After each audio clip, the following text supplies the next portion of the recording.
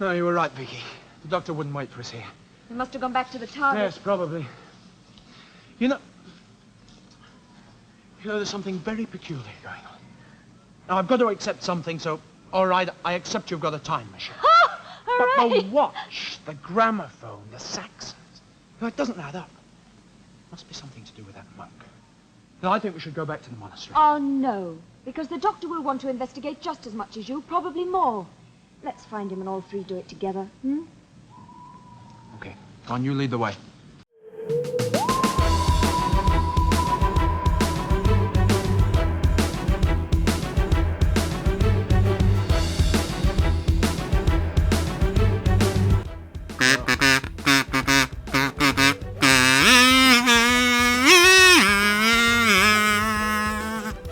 That's from Star Trek, I think. It's from the Sea Devils. Yeah, it is. It is the soundtrack to the Sea Devils. Hello and welcome to Who Watches Who, a Doctor Who podcast with me, Matthew, and as always, I am joined with... Hello, it's Scott. Hello, Scott. This is a strange one. Right now, I'm already feeling it's a bit weird. If you're listening to audio, you will not know any different, and everything will be lovely bliss, and you can continue living in your world where we are just faceless voices that go into your ears every Friday morning. But if you are watching this on YouTube, we are no longer recording via Discord call. We are now recording our webcam separately, which I'm hoping will lead to a higher quality video on YouTube, you know, because our YouTube views are actually been going up recently, but we want to get the watch time to go up with it. So I think video production's a way to do that. But that means that in this call, I'm not looking at Scott, which is making this a very strange conversation because I'm looking at myself. It's so weird to me as well, because usually I just look at your bright, handsome eyes, you know? Yeah, I know. Wow. My bright, handsome eyes. I wasn't expecting you to say eyes. That threw me off guard. But yeah, no, instead I'm staring at myself, and Scott is just not here. It's weird. It's a weird way to do it, but I think it's gonna work. I think it'll work in the long run. I think it's gonna be worth it. Watch as it doesn't work, you know? Yeah, it makes the edit way harder, and I just can't sync anything up or export, and we don't have enough space in the Google Drive, and it all just collapses in on itself, and we stop making the podcast. Well, I hope it doesn't come to that. But this week, we are looking at parts 3 and 4 of the Time Meddler and concluding our time with William Hartnell for the better part of this year as we continue our chronological dive through each Doctor, looking at one story through each Doctor throughout the year is our gimmick, I guess, for this year. Last week we looked at parts 1 and parts 2 of the Time Meddler, and Scott did an extremely deep dive into the making of and writing segment. I think it was legit like 40 minutes long. Yeah, it was long. I think the first 10 minutes was what happened on this day in history. The next half hour was the actual writing of the episode. I think I'm going to split them up in future, so one episode will be on the writer, the next episode will be on the director. I think that works out better. Oh, that'd be interesting. It would give us... Because we don't really have much to talk about in these episodes, do we? Yeah. This one's going to be like an hour long. I can feel it already, unless we just go completely off the rails, which I can also feel coming. Yeah, I know. I mean, we've talked about it quite a few times, but it's like those very early days looking at Classic Who, when they were like 2.5 hour, 3.5 hour long podcast episodes. Like I don't even know how we got them to be that long. It's 20-minute episodes we're looking at. Yeah, if you go back to the demons, like both of those parts combined are like 7 hours long. It's insane. Yeah, it is ridiculous. But we do not have any background or any history for this episode. If you want to get some background on this episode, listen to last week's episode. I don't know why you're listening to this week's episode, not hearing last week's episode. This is parts 3 and 4. Why would you start with parts 3 and 4? Though I suppose nothing really happens in parts 1 and 2, so why would you listen to them? But we're pretty much just going to dive straight into episode 3, unless Scott is about to undermine me and say something different right now. No, so we're gonna jump straight into part 3. Here we go. Let me. We can get inside.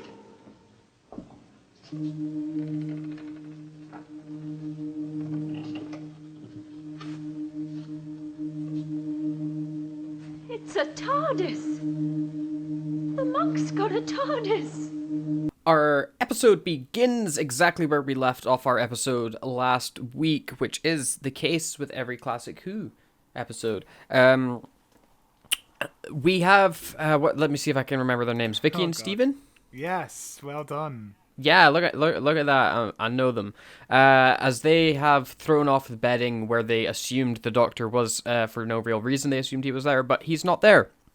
Although they've decided that he most definitely was there, and that he just put this bedding here to confuse everybody and to make it believe that he was there, when really he snuck out of this room somehow.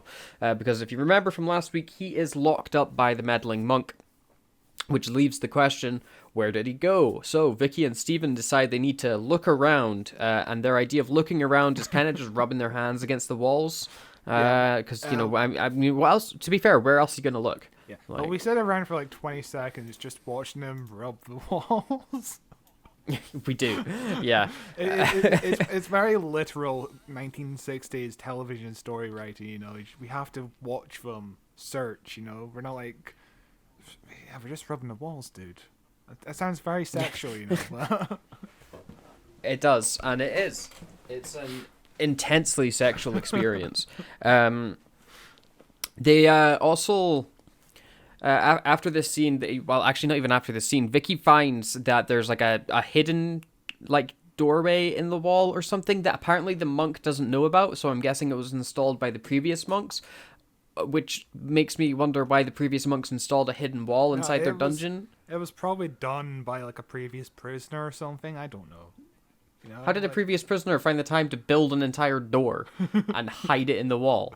It has to be part of the structure. It has to be built with the original plans, for something that complicated, which means, like, on the blueprints that they had, the monks were like, this needs to have a hidden doorway. I don't know. I don't know history enough. Maybe it's something in the history books. Yeah. But while this is going on, the monk has also got the Saxons to deal with, because one of them got injured by the Vikings last week and they've come to the front door.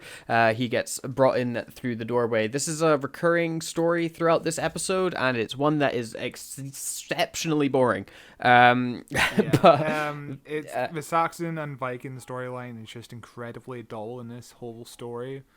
It feels like we're still trying to make sure that the viewers are still settled in. It's the idea of, we can't go too far away from the norm. We have to keep it consistent in terms of writing a storyline that's based on history, so we can't get rid of the whole aspect of that. But yeah, it's like we're trying to juggle between two different story ideas at the same time. It's fine enough when you're watching it on its own, but in terms of like us reviewing it, I'm watching it I've watched it like 3 different times now. It doesn't hold up. It's not very good. It's not very good at all. But Vicky and Steven make their way through the corridor just as the meddling monk is about to come in. And he still assumes... does he still assume that the Doctor is in the bed? Because he comes in kind of like, oh, I know you're not in here. And then he leaves again. And then he jumps back in to try and like get them out of their hiding spot. And is very confused when nobody's there. Or does he expect Vicky and Steven to be there from like last week, where he thought he was like outplaying them and like outsmarting them? I don't know.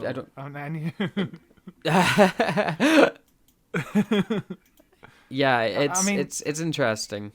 Yeah, he kind of walks in. I think he still expects that the Doctor is there, but he realizes that the Doctor isn't actually in his bed because they removed the covers, right? So he's looking at the cover and there's nobody in the room, so he expects the Doctor to be hiding behind the door, which is kind of a foreshadowing to what happens later on in this episode or next episode when the Doctor hides behind the door again. Yeah. Speaking of the Doctor, we then go and see him as he's chatting with the Viking lady that had sexual assault happen to her in the last episode very suddenly. Did I say Viking lady? Yes, I meant Saxon lady. Yeah. I meant Saxon lady, and they certainly have a conversation. Not really much of an interesting one, do they? No, it's rather repetitive of what we've seen them have a conversation about over the last few episodes. It's just like William Hartnell literally has another speech to the camera, basically saying what happens in history, and it's like, yeah, we get it, dude, we get it. Although, right, I think that he has the speech to the camera because this is when he was supposed to talk about what happens with the king. Because remember last week you were saying the director got all annoyed. He started talking about all the things that happened with the king and spoiling the episode. Yeah. Because I think that like last week he wasn't supposed to ramble on as much as he did. This week that was the part he was supposed to say, but instead you just get it both times because William Hartnell can barely remember how to say like any of his lines. But the Doctor like doesn't show any concern about the fact that Edith is like bruised. He's very self-centered in this episode. Yeah, he doesn't care at all. But that's a classic First Doctor move, you know? He only really cares when it directly affects him. Yeah. But then we cut back to Vicky and Steven, who are wandering through the woods trying to make their way back to the TARDIS. This is roughly where Steven's like, okay, I'm going to have to accept a few things. I accept that it's a time machine and things like that, but there's still some things that don't add up. He's speaking for the 1960s audience at this point, because if you remember from last week, there were quite a few complaints that people were like, but how is like the monk got a toaster? This is a completely inaccurate episode. And Steven's like, how could we be in the past when the monk has got like a toaster? This doesn't make sense, you know? People just had patience and waited for a story to play out. They would have answers. Who knew? Oh my god! I would certainly hope that viewers were beginning to understand what's going on in the plot by part 3 of 4. You know, yeah, it's strange, but especially when part 2 was called the Time Meddler. That's too. It doesn't make sense. It's too complicated. How could they have a toaster back in medieval times, Scott? Just how? How could it happen? I guess it doesn't make sense because how does it? Sure, was toasters always electrical? You know, like was there like a mechanical toaster? Well, though maybe it's a future toaster that doesn't need electricity. True, that could be it, yeah. Maybe it's a battery operated toaster. Yeah, it's just a toaster from so far in the future that it doesn't need to be plugged into a wall. You know? The things you know. The things you learn.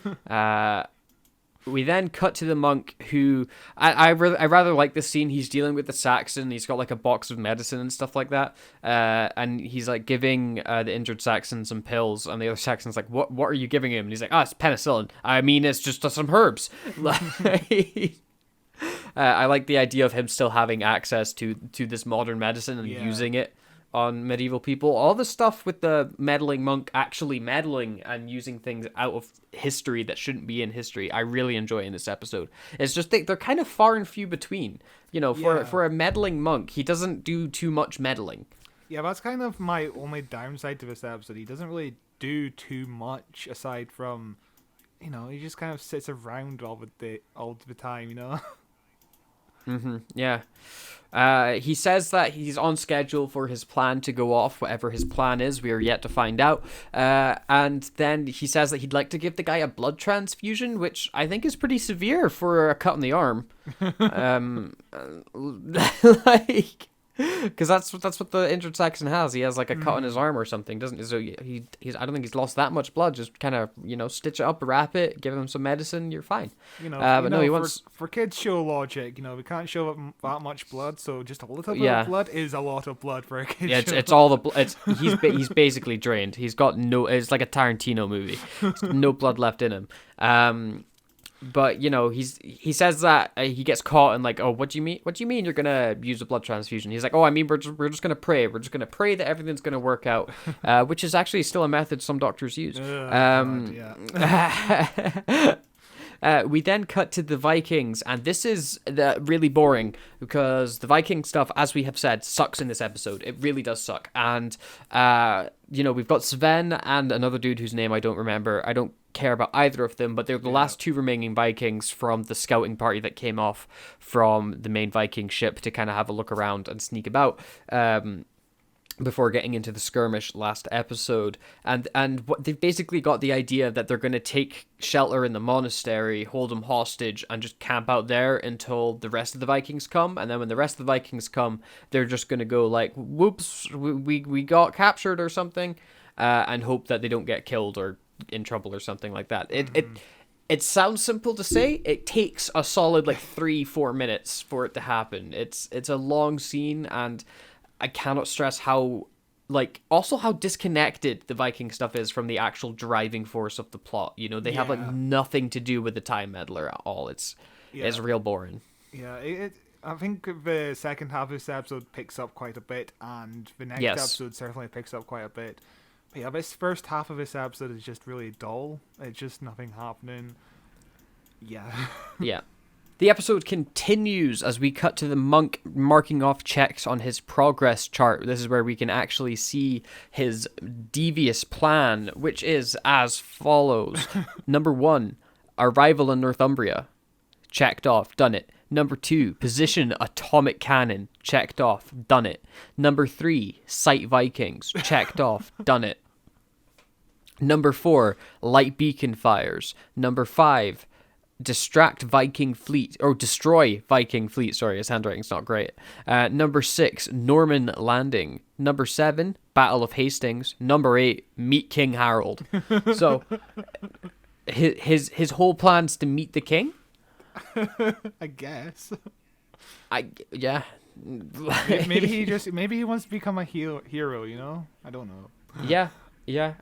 And then we cut to him trying to do some stuff with maps, and somebody comes chapping at his door, and he's like, "Oh, you can't." It's a very funny line where he's like, "Oh, you can't call a monastery your own anymore," which is it's quite funny. I love the fact that he has to convert kilometers to miles. It's really fun.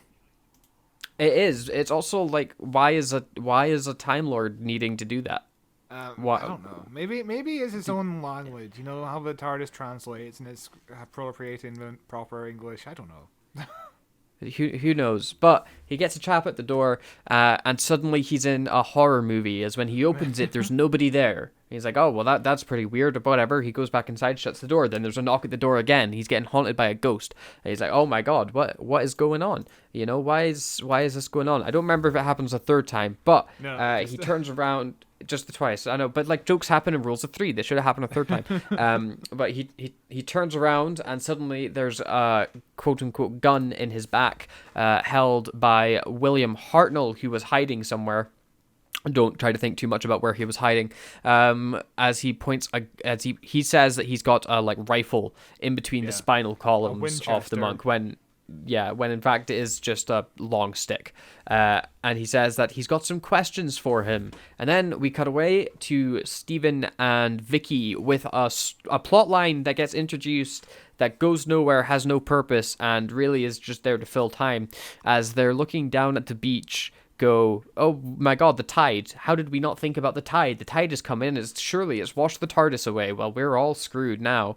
I guess we're trapped here forever." And they're like, "We need to tell the doctor about it because I'm sure he'll have a plan." Like, Vicky's been traveling with the doctor for like a season now. Yes. Has she never got curious and been like, "What happens if you park it on the beach?" No, I don't think she has. You know, they've only had like this is only her 6th journey with the doctor, so it's not that long. You know. But those journeys are long, you know. and there's stuff that happens between episodes, you know. But, you know, I don't think any viewer would have thought, what happens if a TARDIS lands on the beach, because that's never been established before. You know, that's never been done before.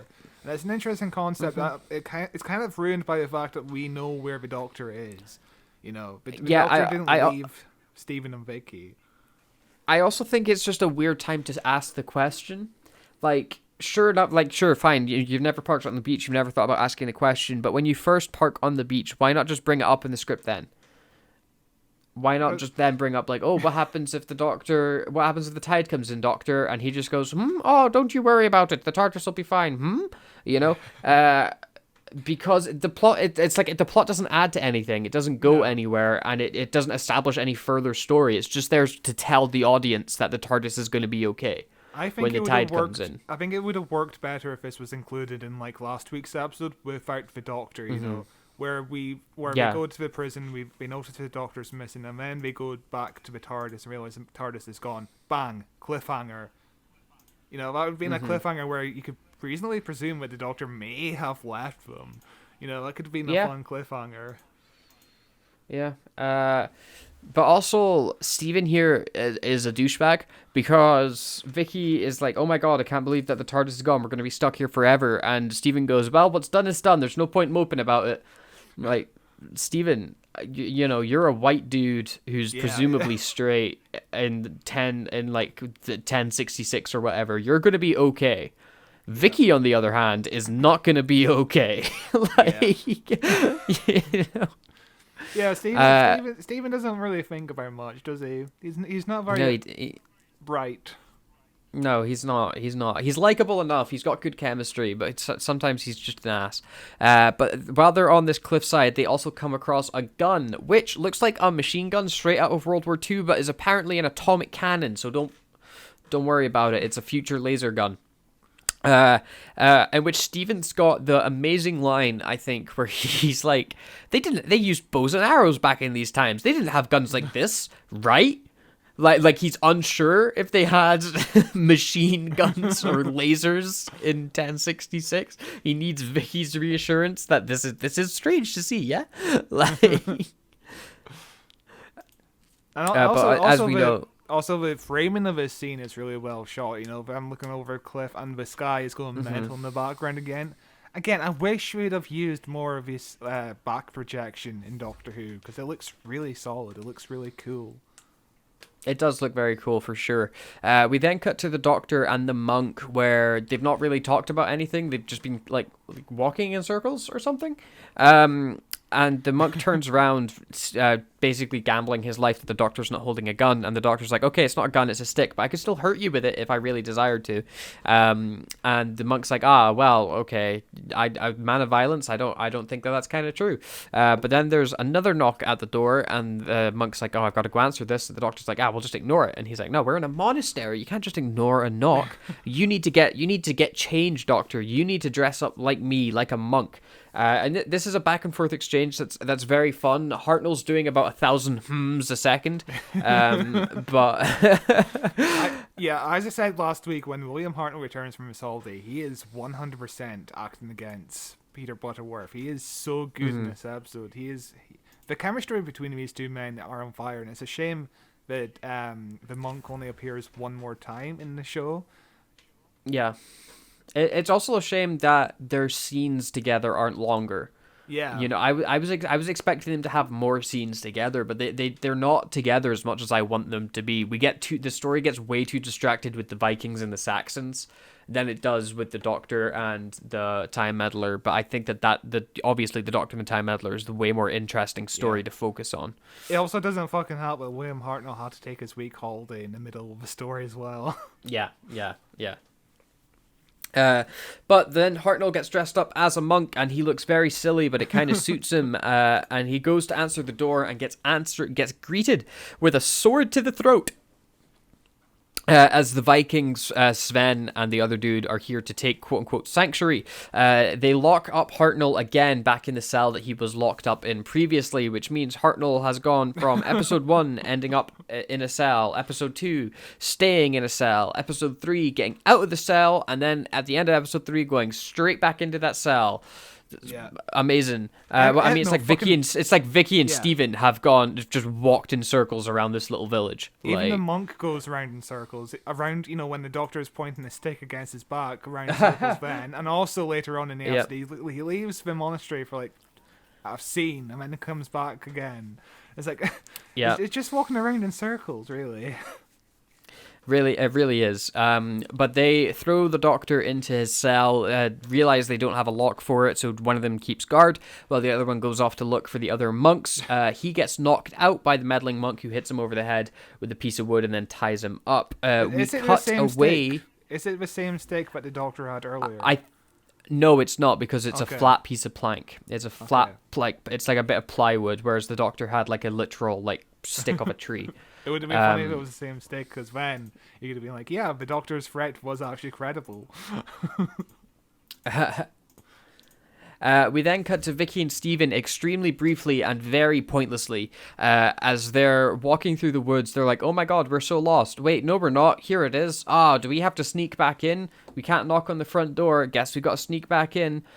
That's it. That's their scene. Yeah. You could cut it and lose nothing from the episode, because we already know that they're going back. But one of the Viking guarding Hartnell realizes that he's not in his cell anymore and that a hidden back door's been opened. Oh my god, he must have run out when he wasn't looking. So he goes running in and checks that back door. But where's Hartnell? He's hiding behind the door, much like how the meddling monk checked in the first place. It's very fun. It's a fun reveal of Hartnell being behind the door, and he promptly whacks that dude. He hits him over the head, knocking him out, which is a surprise. I say it's a surprising act of violence for the Doctor, but classic Who Doctor is a violent man. Oh god! In his very first episode, William Hartnell tries to kill a caveman with a rock.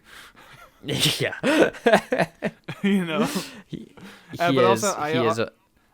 Before we started filming this, I sent this gift to you, and I was like, "Oh yeah, the Doctor's sending the Viking to horny jail." You know, the classic meme of the dog hitting the. Yeah. What was it? What was the dog hitting? Bonk. It's a baseball bat, isn't it? It goes bonk. Yeah, it goes bonk against another dog's head, and I'm sending you to horny jail. and you said the Vikings should go to horny jail, and that is correct. It is. They should. They should really go to horny jail. But we then cut to the monk who's now left the monastery to go up to the Saxon lady and her husband, and it's, I assume it's supposed to be early in the morning or something, because he's like, sorry to wake you, and the Saxon man comes out and he's completely shirtless, and it's really distracting that he's shirtless. He has no reason to be shirtless. Nobody else is shirtless in the scene, so it's just you staring at his tits while he's standing there. It's extremely distracting. But basically the monk is like, oh, you need to light these certain fire signals before the Vikings come. I need you to do that. And then he leaves again, and the guy's like, wait, the Vikings are coming. Didn't the other old man mention a huge fleet of Vikings? Why do I need to light signals showing us where we are? What's the monk up to? Basically, he's figuring out that the monk's got this evil plan to tell the Vikings where to invade, or whatever. I'm unsure why the monk wants these fires lit. If his plan is to meet the king, why is he helping the Vikings? Maybe it's so he can defeat them all one-handed. I don't know. I haven't seen this episode since last week, so it's been a while. I can't remember his exact plan, but I don't think he's entirely a villain, because later on I remember a monologue with him and the Doctor basically saying, I want to make history right. I want to make history good. So I don't think he's got malicious intent here. We then cut to Vicky and Steven, who have made their way back into the monastery for the 20th time, and back into the Doctor's cell, which is where they started the episode. It's also where they basically end the episode almost. Where they're looking at the knocked out Viking, and Steven's got the great line of well, whoever this guy is, he lost an argument with somebody. But we cut to the Doctor then putting a sword, it's like a larger knife, to the throat of the meddling monk, as the monk comes in to talk to the Vikings and basically tell him his evil plan, where he's like, oh, I'm going to kill you, then the Doctor, then everybody else, and then also I set the thing for the Vikings, so your friends are still coming, ha ha ha. He does this weird villain thing where they like to monologue about their plans. But the Doctor's like, right, you're coming with me, and that's the last we see of them of this episode. I think it's a much better way of saying goodbye to the monk and the Doctor than we got last episode, because if you remember, last episode, it was just kind of like a random scene where that was the last we saw of them. This one, at least, it's like, oh my god, he's got a sword to his throat, what's going to happen, makes you want to see the next scene. But we cut to Stephen and Vicky with, I think, my favorite scene in this episode, which is hilariously the very last scene in this episode, as they're outside this like a grave table thing. I don't know what you would call it. It starts with an S. It's on the top. Starts line. with an S. A statue. Sarcophagus.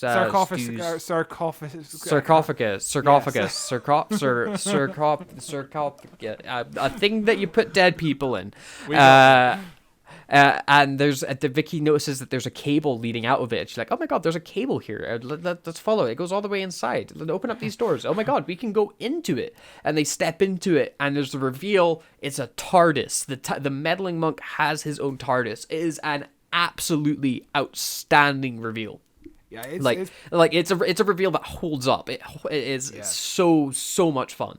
For a kid growing up in the 1960s, I would imagine this was the most iconic cliffhangers. The idea that, oh my god, somebody has a TARDIS too. The Doctor's not alone. That would have been massive. It would be comparatively to us finding out that the Doctor is not alone when the Master is revealed at the end of Utopia in season 3. Like, what a massive reveal. Yeah, it's crazy, and it still works in the episode, which is what I like the most about it. Is it's still effective. Like when I didn't see it coming when I was first watching this episode. I did not expect him to reveal the monk's TARDIS for whatever reason. I knew he was a Time Lord. I should have thought, of course he's got a TARDIS, but I didn't see it coming, and I really got sucked into the reveal. I think it's paced really well, and that slow push in when you first see the white doors opening, you're like, oh my god, you know, it's a really strong finish for this otherwise pretty weak episode. Yeah, I think. And the transition between them outside the sarcophagus and entering into the TARDIS is really good, because we're in the exact same position. Like, any other show would have had them in slightly different positions, which would have been very distracting. But it's a smooth transition between the two sets, I think. Yes, it really is. It very much is. And that brings us to the end of episode 3. Basically, we're just going to jump straight into episode 4. We've already said our little piece about what we thought on episode 3. We'll do a much bigger opinion at the end of our breakdown of episode 4. So, let us jump straight in to episode 4 of the Meddling Monk. The Meddling Monk. The Time Meddler. Time Meddler? I was right the Time Meddler. Oh, God. So that's it. You're a Time Meddler. No wonder you wanted to get rid of me. And what are you trying to get up to this time, I'm sure you'll approve, Doctor. Are you quite mad? You know as well as I do the golden rule about space and time traveling. Never, never interfere with the course of history. And who says so? Doctor, it's more fun my way.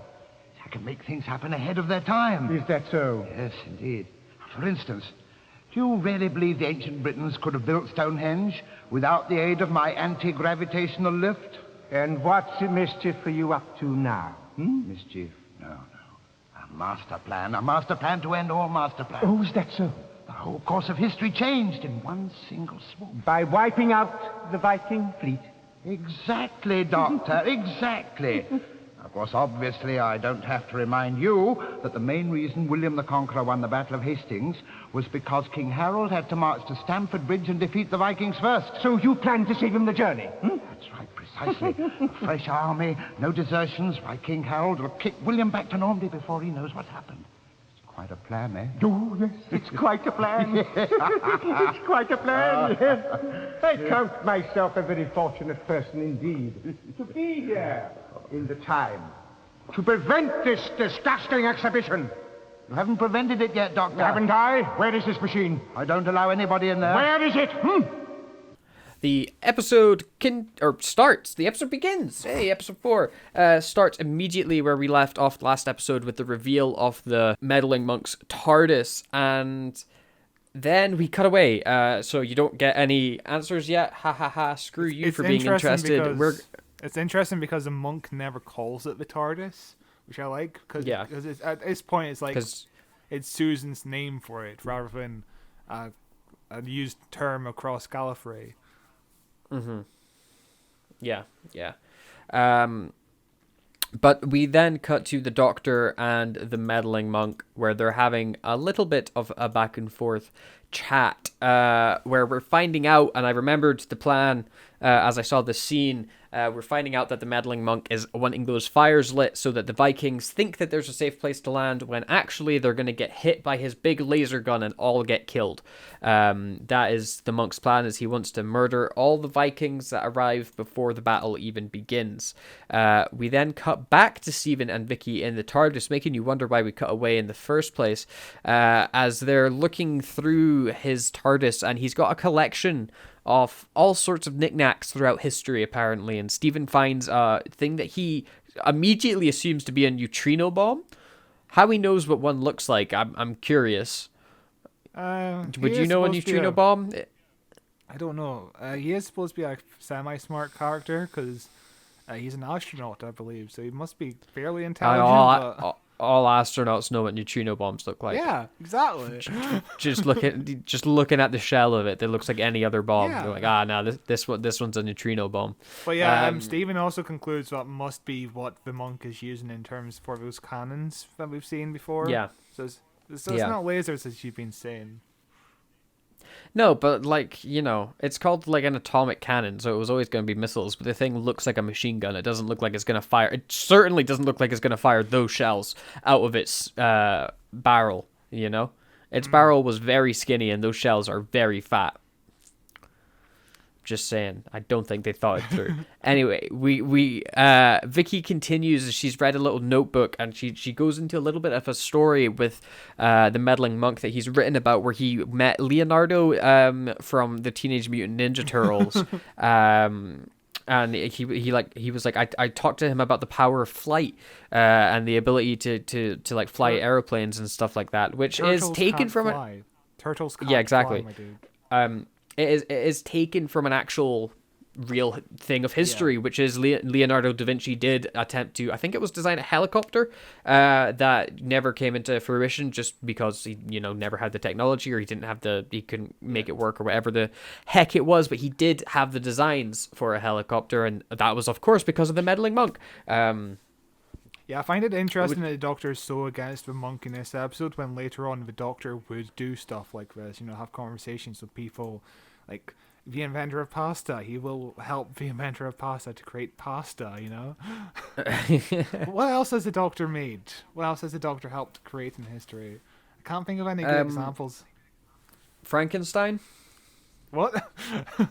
Just with Jodie Whittaker when they're in the Frankenstein house. I guess. But that episode doesn't really end where with Mary Shelley basically saying, "Oh yeah, I could use this as an idea." No, but like you see the Doctor like plant the idea, and she's like, "I can help myself," Like there was recently a Christopher Eccleston episode in the Big Finish audio drama where he meets the Nobel Prize winner, the very first female Nobel Prize winner who won a Nobel Prize because of her book.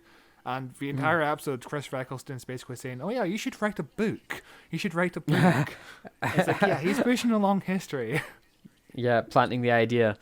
But we then cut to the Doctor and the Time Meddler, where the Doctor's got him figured out, and they have a very fun little argument about morals here, where the Doctor's like, what about the rules of time travel where you're not supposed to mess with time? And the monk's like, who says that rule? Like, who says that we're not allowed to do that? Which, of course, the answer is obviously the Time Lords, but they didn't really know what the Time Lords were yet. And the early idea of the Time Lords were that they watch over time to make sure that history is going in the natural course, but obviously the Time Lords changed dramatically after like the Three Doctors that we discussed a few months ago in November, if you want to go back and listen to that episode. God, that was way back in November. Jesus Christ. But the monk here gives away more of his plan, where he's like, I'm going to kill the Vikings now, so that when King Harold doesn't have to come fight them, which means that when William the Conqueror comes up, he's going to have a fresh army with fresh men, and he'll win at the battle, because he only lost at the battle because he had to deal with these Vikings first, which led to his men becoming exhausted and deserting, and let William win quite handily at the Battle of Hastings. And the Doctor's like, well, a good thing that I'm here to prevent this thing happening. And the monk's like, well, you've not prevented it yet, Doctor, have you? Ha ha ha ha. Their back and forth in this episode, I think, is the best. Hartnell especially is really, really good in this episode, where he's like enraged the entire time, and he's like acting like completely annoyed at this dude, like defying everything that he believes in with time travel. I love how this is a debate on morality, which is something that's rare for William Hartnell's era of Doctor Who. Usually just a monster, Actually, I think the Meddling Monk is actually the first reoccurring villain after the Daleks. Like he was the first, he was the second villain to reoccur, which is interesting. They've never used him again. I think this idea could be expanded way more in terms of a show, especially now. Oh yeah. Like, we could get a really good episode out of Meddling Monk. There was supposed to be a Meddling Monk episode written by the guy who did the Zygon two-parter in Capaldi's era, where basically the monk is played by Matt Berry, and he becomes Rasputin, which would have been really interesting. It would have changed Jodie's regeneration entirely. Certainly. But you know, yeah, it would have been fun. Matt Berry as the meddling monk would have been amazing casting. Yeah, exactly. It would be perfect, but I don't think you'd be able to get him now. He's too busy with What We Do in the Shadows, which I still need to see the last 2 seasons of. It's really good. I think I haven't seen the newest season that just came out, but other than that, I'm fully caught up. It is a fantastic show. It's extremely funny. But the Doctor gets the monk to lead him to his ship, which is, of course, a sarcophagus, which is a word that I can say with utter ease. As you know, they have a little bit of back and forth. The Doctor's got a very fun line where he's like, "How do we get into it with a hammer and chisel?" But of course, they open up the doors and they step inside as we cut away, or we cut into with the TARDIS with them to Stephen and Vicky as they're looking over the monk's plans. I'm like, oh, what's he, why is he doing this? To which the Doctor's like, what a great question. And this is finally the reunion. They've not seen each other for like 3 episodes now. And they're finally back together. And this is a really, really good scene. I really like the scene in the episode where the Doctor's like, oh my God, this is a Mark IV TARDIS. This is newer than my one. And it's a lot of it is just the Doctor and the monk chatting about different technical aspects of the TARDIS and how it works. And the Doctor not really, like, he's got kind of knows what he's doing, but not really knows what he's doing with it. It's a really, really fun little conversation that they have. Yeah, it also adds quite a bit of lore to Doctor Who. This is like the first lore dump for Doctor Who, which is really interesting. It really is. We find out that there's a newer version. There's different versions of TARDISes. Other people have TARDISes. This version is equipped with things that allow it to like not float off in space and get travels better and whatnot. Like it's pretty wild. But we find out that the monk wants to help King Harold because he believes he's going to be a good king because he's got no claims in France, which means there won't be any huge wars in Europe and people will be able to prosper and he'll be able to advise and give them new technology. And William Shakespeare will be able to play Hamlet on TV by the like mid 1300s or whatever. Which is it's a very funny little fun idea for like a quote unquote villain have. And also the monk has a moment where he has to explain what television is to the Doctor because I don't think the Doctor heard him the first time. And he's like, and the Doctor's like, I'm well aware of the medium. I'm aware, yes. Which I think is like a fourth wall break. I read that as a fourth wall break for sure. Yeah, it is. And you have to wonder, did the Doctor saying, like, what did you say? Was that scripted or was that Hartnell genuinely not hearing the actor? Yeah, maybe he just forgot his line there. I wouldn't put it past him. I know, I wouldn't put it past him either. But everybody gets a little bit distracted, giving the monk an opportunity to escape out of his TARDIS. He runs straight into the arms of the Vikings. He says, "Oh, praise the Viking King," and they kill the guys behind me. To which, for some reason, the Vikings listen. Why would they even care what the monk has to say? They know he's a monk. Just kill him and get it over with. I don't get it. So the Vikings then turn to attack the Doctor, Vicky, and Stephen. The episode continues as we cut off to some Saxons who are rallying and getting very angry. That crowd mentality is starting to kick in as the ringleader, who was the shirtless man before, is like, the monk wants us to light the beacons to tell the Vikings where we are. And at this point the Saxon lady comes in as well, and she's like, we believe that the monastery is this place of trust, this safety place, but do we not believe that a Viking would pretend to be a monk to spy on us? And then just conveniently the injured Saxon comes marching on down. I guess he left the monastery at some point because everybody kind of forgot he was there. And he's like, hey, by the way, there's a bunch of Vikings in that monastery, which is enough evidence, quote unquote, to send the Saxon horde into a frenzy. And they decide that they're going to attack the monastery and kill all the Vikings, including the monk that is there. We then cut to... and we actually never mentioned that the injured Viking is actually called Aldred, which is unremarkable, except it always reminds me of Aldred from The Hand of Fear that we covered a few years ago. Do you remember that episode, right? Aldred Must Live? Yes, vaguely. I vaguely remember. The Hand of Fear was so long ago. Oh god, it was like a year and a half ago. What a great episode. I don't think it Tom was. Baker episode, for sure. It's the only episode we've covered of Tom Baker. which is It is. insane. Which is insane, especially because it's not a great episode. I would argue it's even pretty bad. Hot take. Yep. But the monk gets the Vikings to carry some of the missiles out of the ship, and we then cut away to Stephen and Vicky as they're tied up. And they have a little timey-wimey conversation. I actually quite enjoyed their timey-wimey conversation because it's not often you get a timey-wimey conversation in the first Doctor series where Stephen's like, but how can he change the past? Because we're from the future. We know the past has already happened. And Vicky's like, nah, if he changes the past now, the future will just change with it. Everything will change. Our memories would change, all of it. Which is not the rules that follow now. It's kind of vaguely the rules that still follow. But I mean, time travel doesn't make sense, full stop. Yeah. How do they explain time travel now? We don't really do that. It's like a big ball of wibbly wobbly stuff.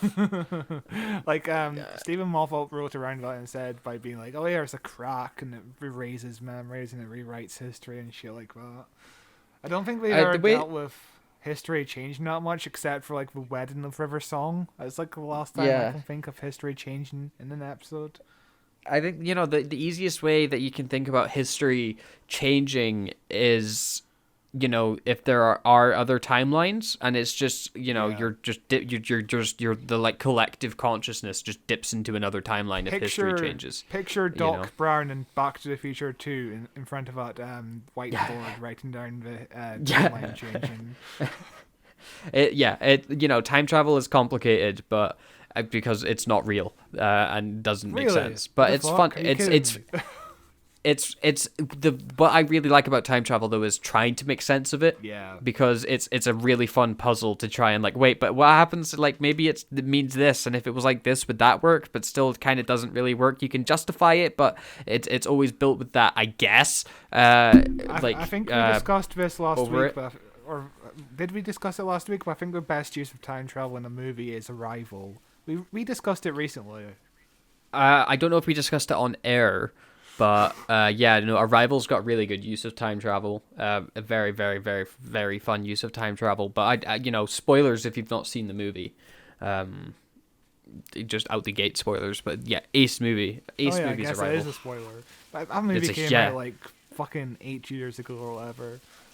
It did. It's an old movie. And you should. It's not an old. It's brand new.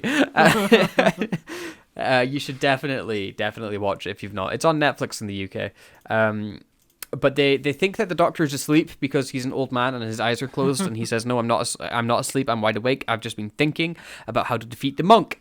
We then cut away to the Saxons as they are raiding the monastery. Well, actually, they're walking through the woods. Then they're raiding the monastery. We needed to see them walk through the woods in case we were confused as to how they got there. They come up to the monastery just as the Vikings are coming out with the neutrino bombs. They see the crowd, and it gets a bit, Benny Hillish, where everybody comes running in and after them.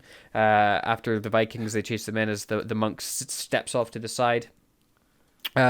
We then cut to after the battle, where everyone's really happy. The Saxons have freed the Doctor, Vicky, and Stephen, which makes you question what was their plan going to be if they couldn't get out of their bindings. Because they only get out the bindings. Just sit there and be like, God, if only we could think of a plan. I guess we're done for. I guess we just have to just let this happen now. Also, has the sonic screwdriver ever undone rope? I feel like it must have undone rope at some point, because the sonic screwdriver can do anything. I think it undid rope in a Capaldi episode we covered with the big fish under the lake. Fish under the lake. In not the lake, the River Thames. Yes. No, actually, no, it didn't. It didn't. You're thinking no. They're tied up. They're tied up. They're tied up. It actually did it. I thought he was using the sonic screwdriver to lure the fish in. He did, but how did he get out of his bindings? I don't know. The sonic scrugdriver, presumably the sonic screwdriver. You're gonna look so dumb when I go back after this. I'm almost 55% certain that the Sonic was used for two things. It can be used for two things. We recorded that episode recently. I think I remember saying, "Oh yeah, that's a smart use of Sonic screwdriver because he doesn't use it just to. I think he uses it to distract the guard, so the guard throws over his sword or his knife or something." right? Maybe. I don't know. I don't remember. It's such a tiny detail. Like, but that's the only time I could think that rope and the Sonic has been in use. I've just skipped along the timeline here and have a shot of William Hartnell staring straight down the lens of the camera. Classic move. Rope is a good movie. Have you seen Rope? No, I've not. It's a good Hitchcock movie. You definitely need to watch it. It's very gay, in a good way. You know. Right. But back to the episode, the Saxons, specifically the Saxon lady, is chatting with the rest of the TARDIS crew and the TARDIS as to what they're going to do next. The Doctor's like, well, we're going to have to think of a way to stop the monk.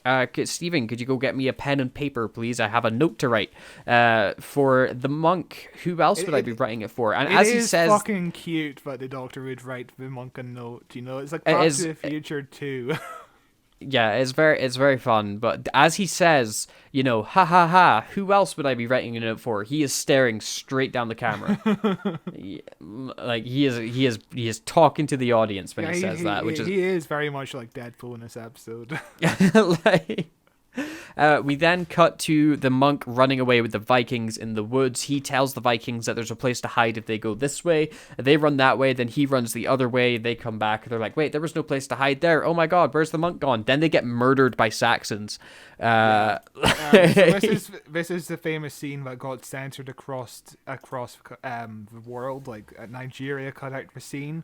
So 12 seconds of this footage is actually missing. That's why it weirdly fades to black. But on the Blu-ray, they refilmed this scene showing the knives actually go into the bodies of the Vikings, which is cool. Oh, wow. I'm glad. It's cool that they refilmed this 12-second scene. We didn't need to, but it fits also naturally into the episode. It's weird that they decided to shoot that in the first place. Yeah, it is grim. It's also weird that that's the thing that gets censored and not the rape. I know. But yeah, it's just like a rare case of a missing Doctor Who episode actually missing footage because of censorship, because mostly missing Doctor Who episodes usually have surviving clips because it was censored. Like the famous deleted scene, famous missing episodes with scenes included are like rare, but usually it's because it was cut overseas and we kept that footage somewhere in a vault, which is cool. That is cool. But we then cut to the Doctor inside of the monk's TARDIS, fiddling around with something underneath the command console, and he's like tying a string to it and stepping out, tells everyone to keep back in case they get an electric shock, and you know he leads out of the TARDIS. Everybody comes out, and then with a quick pull, the cable comes out, and he starts giggling like a child.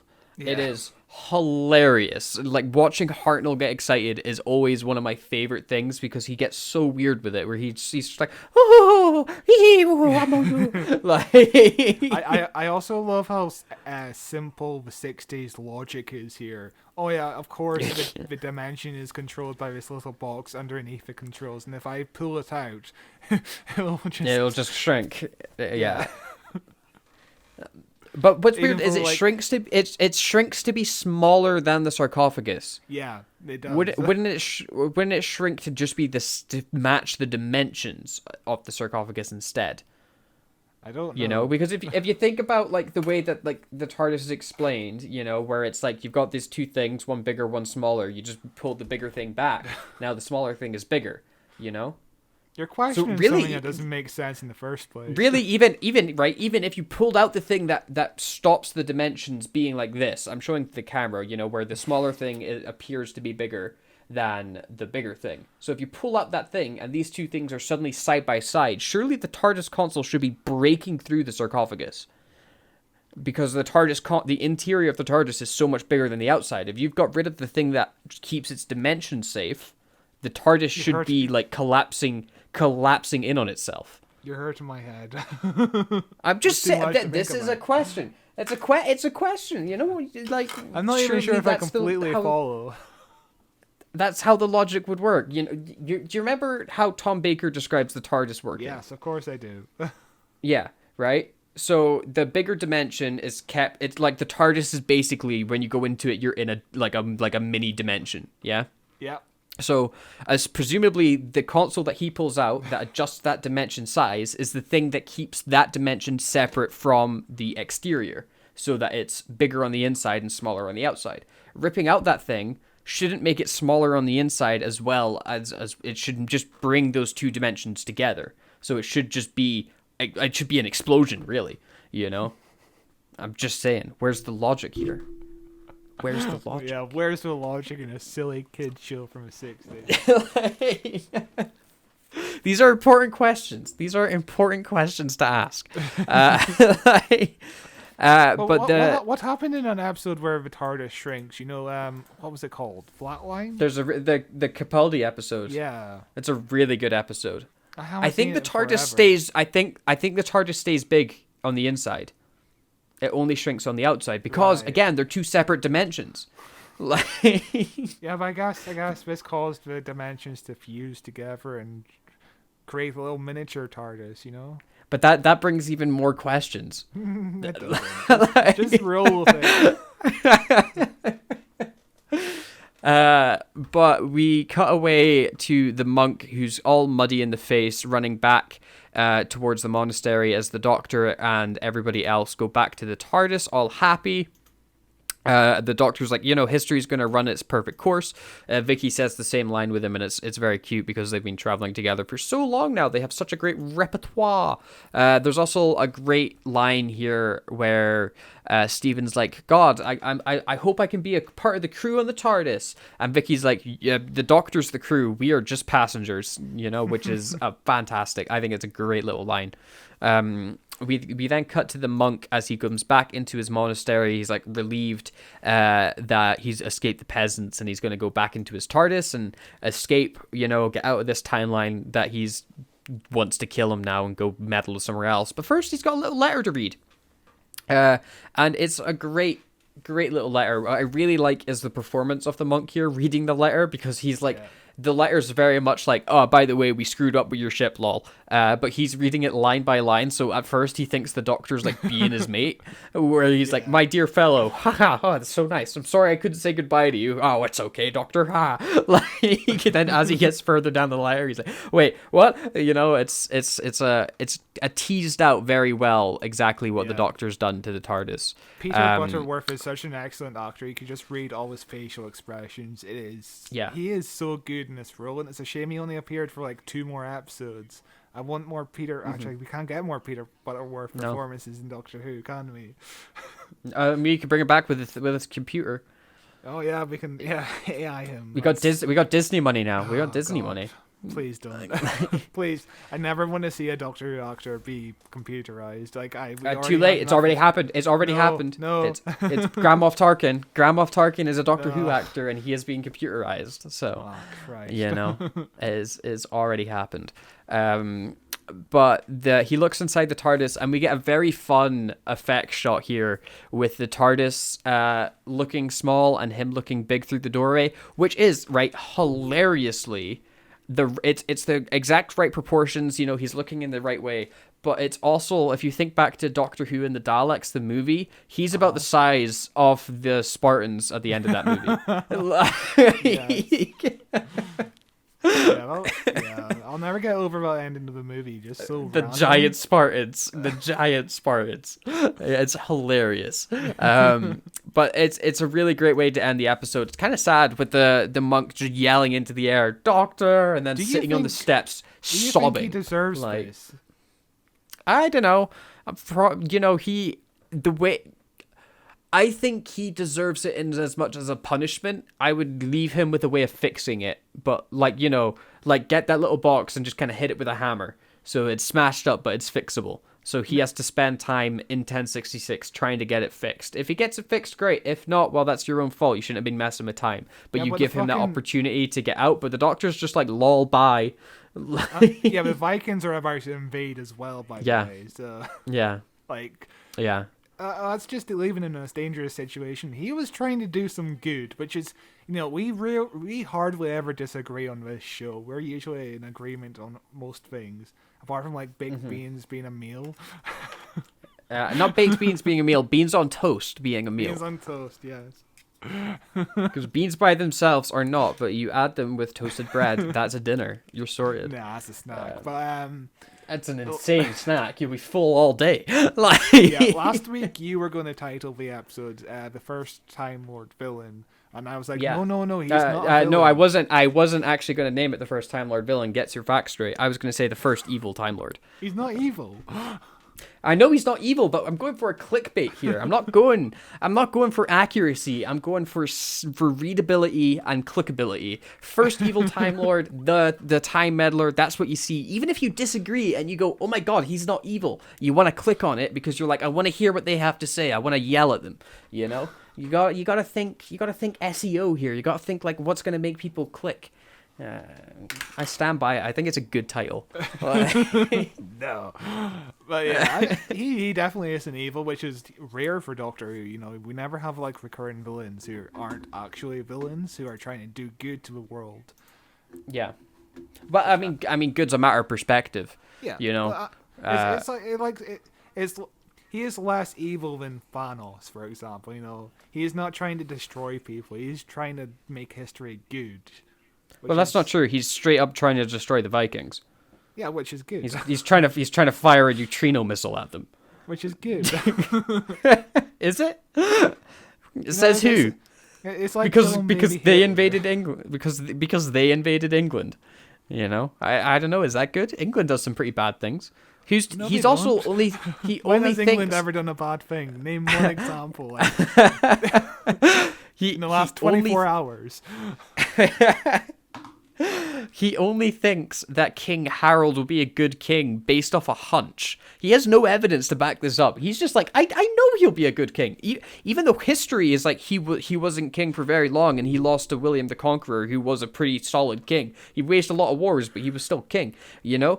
King Harold was not king. How does he know that he's going to be a good king? He's just basing it off conjecture because he kind of likes the dude. And so he's willing to change all of human history because he's got a good hunch on this one guy.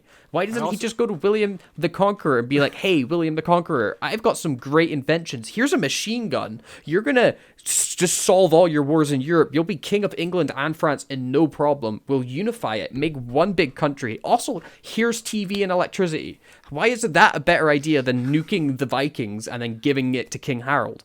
You know, at least you know William the Conqueror is going to be a semi-okay king. Just saying. I'm just saying. Okay. Speaking of King Harold, I think some viewers at the time were disappointed, but the episode ends without showing King Harold, not realizing, but the budget would never allow the time to explore the whole battle and all that shit. Yeah. Plus, the Saxon stuff sucked anyway. Why would you want more of it? Yeah, but that does bring us to the end of this episode. I was about to say, one thing to mention is the credit sequence in this episode, for no reason, is so extra. Like, we've got like these cool like special effect shots of the Doctor, Stephen, and Vicky's faces across space, and it's all in like black and white, and they like fade in and out, and it looks really cool. Black and white. Since when? Yeah, I know. It was shocking that the first Doctor's in black and white. It blew me away. But it's just these really random credits that none of the other credits look like this that we've come across so far. And I really like them. I wish they were all like this because they're great. Yeah. I don't know if there's a specific reason why this is part of the credits, but this would have been like the last of the package deal. You know, they sell these abroad in a package, like a bundle. And this would have been the last story for multiple countries in this package. And this might have been the last story multiple countries actually saw of Doctor Who. So, you know, it's a good ending for them to see. You know, it's a special ending.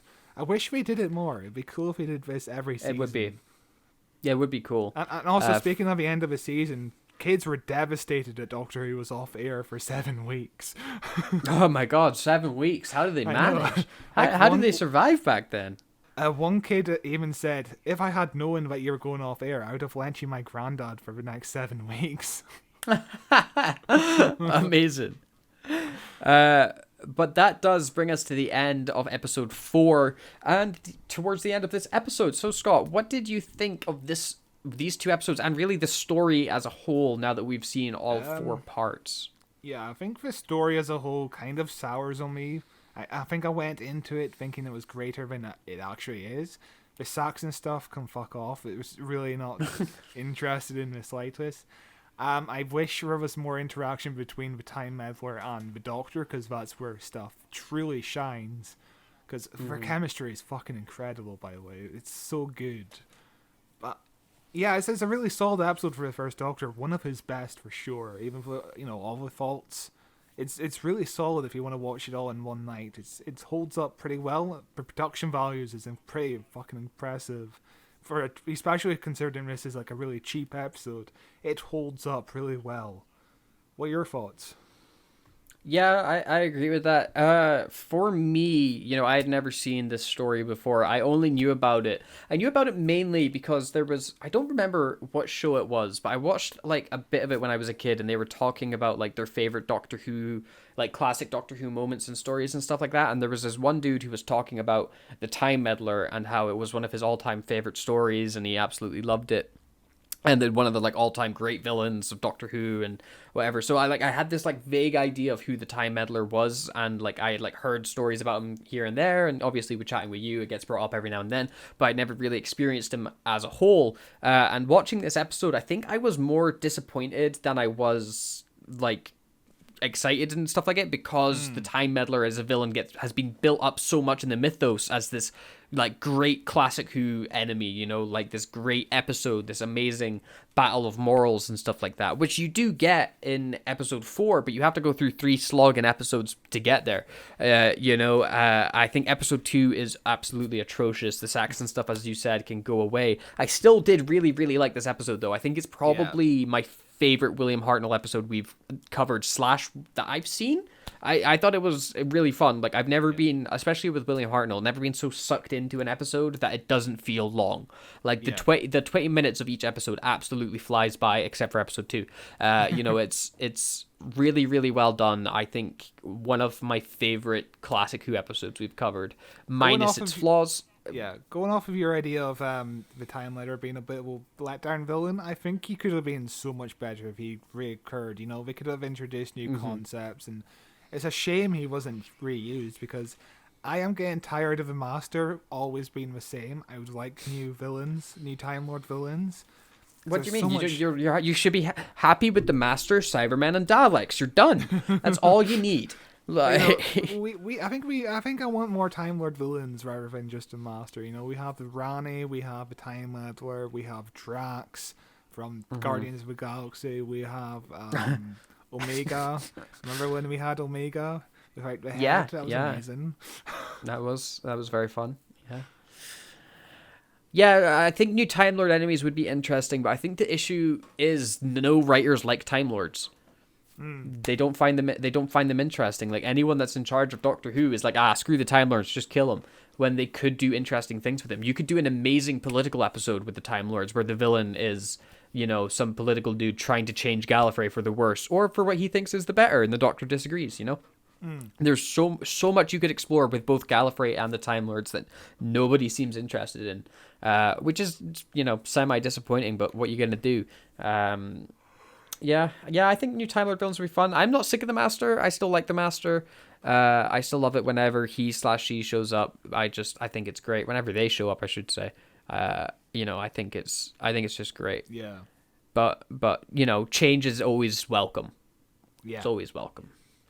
But that does bring us to the end of this episode. What did you think of the Time Meddler? Had you seen it before? Was this your first time experiencing it? Would you like to see more Time Lord villains? You can let us know by sending us an email at whowatcheswhopod@gmail.com, and we will read it out next week.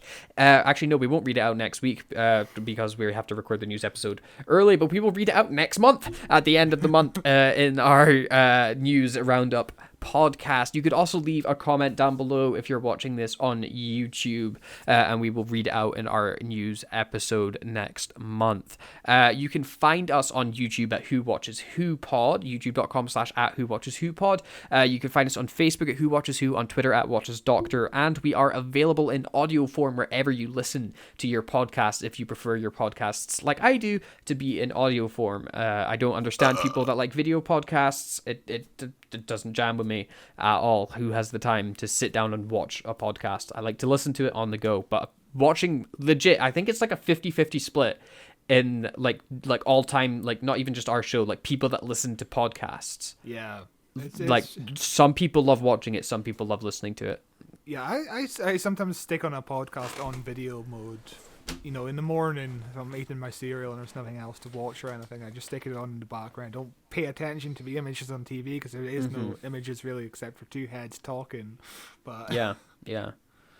No, I just like listening to them because it you know gives me something to do while I'm doing other things. But what did I say? You can follow me on Twitter at Cloth223, and you know all the links you need for everything is in the description. Next week, Scott, what are we doing? Next week we're doing the news. Yeah, woo! And then next month we're actually doing the Enemy of the World, which is a Patrick Troughton episode.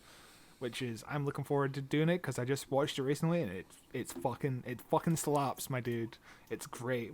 Interesting. Actually, I'm curious to know what you know about Enemy of the World. What do you think it's about? I know. I think it's about your opinions on Doctor Who. I don't know what it's about. I've never heard of this story. I don't think. I want you to go in as blind as possible. Oh, don't worry, I will be. That I can assure you. So I'm looking forward to watching that. We'll be covering that story throughout all of February, so get watching it if you haven't been watching it. Also, a thing to just mention, BritBox is basically dead.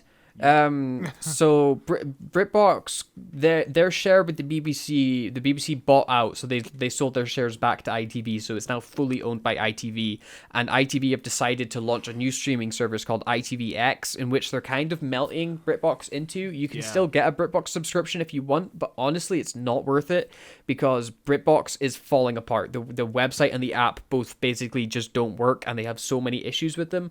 So far, ITVX seems to not have those issues, and it does still have access to things like Classic Who and things like that if you pay for the like BritBox extension, which I think is the exact same price. It's roughly the same price, and also ITVX has so much more content. Like it has American shows, it does all the modern ITV shows, which I fucking never watch. ITV is fucking dreadful.